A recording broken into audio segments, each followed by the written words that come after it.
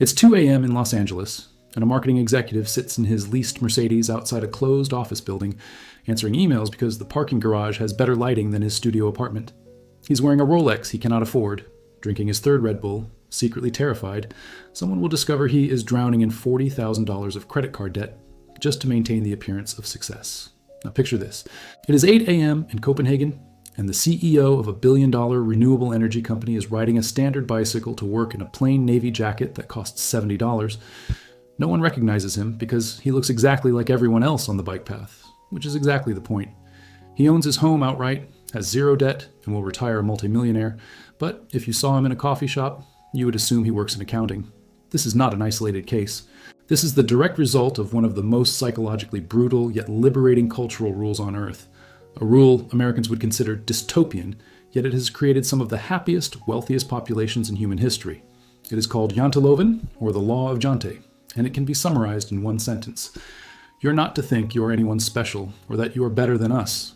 To an American raised on exceptionalism, this sounds like a nightmare. But by the end of this video, you will understand why this single rule eliminates the psychological warfare bankrupting millions of Americans, why it creates true wealth instead of fake wealth, and how you can adopt 3 Jante rules tonight to reduce anxiety and save real money. Welcome back. Let us start with the painful truth. American culture is built on exceptionalism. From birth, you're told you are special, you can be anything, and if you work hard enough, you will stand out from the crowd. This sounds inspiring, but in practice, it creates a baseline state of constant inadequacy. If everyone is supposed to be exceptional, then being average feels like failure. So we spend our entire lives trying to prove we are not average. We lease cars we cannot afford to signal success. We go into debt for designer clothes, luxury vacations, and oversized homes because we believe that visible wealth equals human value. We stay at jobs we hate because the title sounds impressive at dinner parties. We post curated versions of our lives on social media to convince strangers we are living the dream. And the result is not happiness. The result is an epidemic of anxiety, depression, consumer debt, and burnout. According to the Federal Reserve, the average American household carries over $8,000 in credit card debt, and much of that is not for necessities. It is for the performance of success.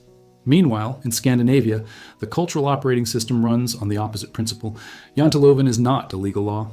It is a social code, a set of unwritten rules first articulated by Danish-Norwegian author Aksel Sandemose in 1933. The 10 rules are brutally blunt. You're not special, not better, not smarter, not more important, and no one cares about you more than anyone else. To an American, this reads like a dystopian manual for crushing individuality, but here is what it actually does.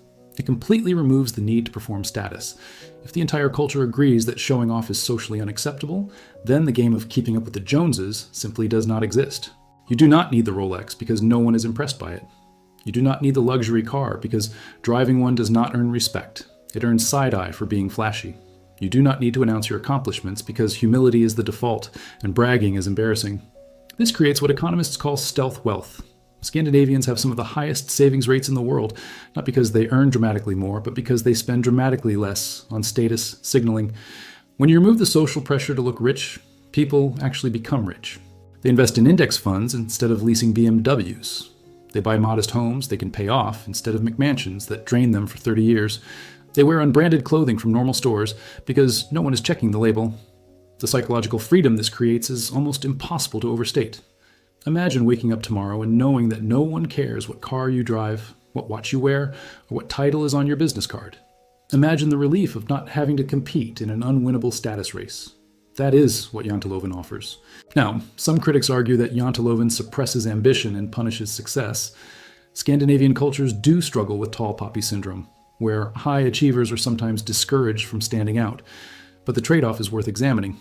Yes, Janteloven can create pressure to conform, but American exceptionalism creates pressure to perform, and that performance is bankrupting people. The question is not which system is perfect. The question is which system causes less harm, and the data is clear. Scandinavian countries consistently rank among the happiest in the world, with the lowest income inequality, the highest social trust, and populations that report feeling safe, connected, and financially secure. Meanwhile, America ranks near the bottom of developed nations for happiness, despite having the largest economy on Earth.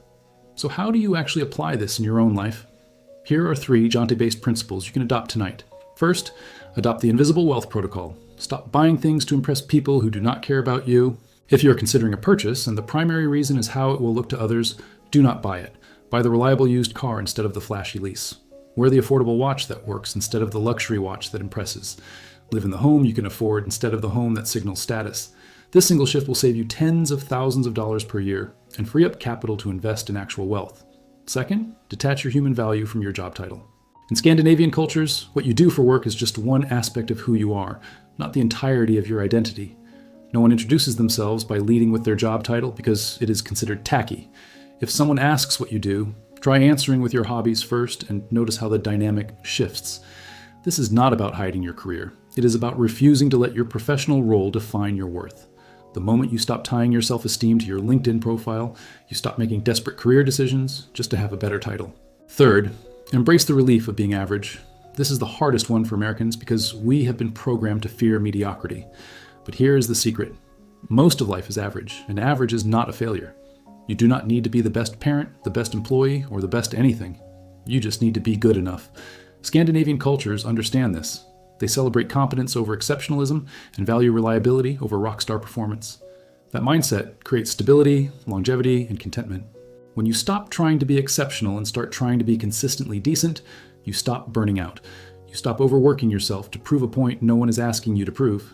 You stop buying things you do not need to impress people you do not like. And you start building a life that is quietly, boringly, sustainably good. Now, I'm not saying you should never celebrate your wins or that ambition is bad. But if your ambition is fueled by the need to prove you are better than other people, you will never be satisfied. Because there will always be someone richer, smarter, or more accomplished, and the comparison game has no finish line. Janteloven short-circuits that game entirely. It says, you are fine as you are, you do not need to prove anything, and the people around you are not keeping score. That is not oppression, that is liberation. So here is what I want you to do tonight. Go through your recent purchases and ask yourself honestly, did I buy this because I needed it, or because I wanted someone to notice? If the answer is the latter, that is your first clue that you are playing a game you cannot win. Then, pick one area of your life where you're performing for an audience and decide to stop. Maybe it is the car, maybe it is the job title, maybe it is the social media performance. Whatever it is, give yourself permission to be unremarkable in that area and watch how much lighter you feel. If this shifted how you think about success and happiness, leave a like. And if you know someone drowning in the performance of success, share this with them. I will see you in the next one.